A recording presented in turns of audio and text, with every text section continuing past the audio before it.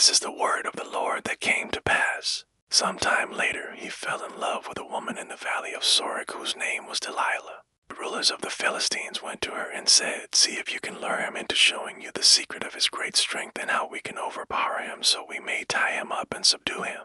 Each one of us will give you 1,100 shekels of silver." So Delilah said to Samson, "Tell me the secret of your great strength and how you can be tied up and subdued." Samson answered her, "If anyone ties me with 7 fresh bowstrings that have not been dried, I'll become as weak as any other man." Then the rulers of the Philistines brought her 7 fresh bowstrings that had not been dried, and she tied him with them. With men hidden in the room, she called to him, "Samson, the Philistines are upon you." But he snapped the bowstrings as easily as a piece of string snaps when it comes close to a flame. So the secret of his strength was not discovered. Then Delilah said to Samson, "You have made a fool of me. You lied to me. Come now, tell me how you can be tied." He said, "If anyone ties me securely with new ropes that have never been used, I'll become as weak as any other man." So Delilah took new ropes and tied him with them. Then, with men hidden in the room, she called to him, "Samson, the Philistines are upon you." But he snapped the ropes off his arms as if they were threads.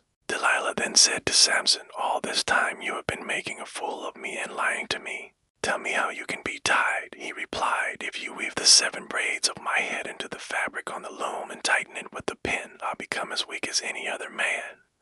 So while he was sleeping, Delilah took the 7 braids of his head, wove them into the fabric, and tightened it with the pin. Again she called to him, "Samson, the Philistines are upon you." He awoke from his sleep and pulled up the pin and the loom with the fabric. Then she said to him, "How can you say, 'I love you,' when you won't confide in me? This is the 3rd time you have made a fool of me, and Haven T told me the secret of your great strength." With such nagging she prodded him day after day until he was sick to death of it. So he told her everything. "No razor has ever been used on my head," he said, "because I have been a Nazarite dedicated to God from my mother's womb. If my head were shaved, my strength would leave me, and I would become as weak as any other man." When Delilah saw that he had told her everything, she sent word to the rulers of the Philistines, "Come back once more, he has told me everything." So the rulers of the Philistines returned with the silver in their hands. After putting him to sleep on her lap, she called for someone to shave off the 7 braids of his hair and so began to subdue him,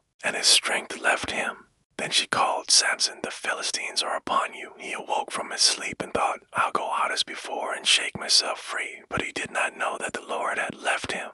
Then the Philistines seized him, gouged out his eyes, and took him down to Gaza. Binding him with bronze shackles, they set him to grinding grain in the prison.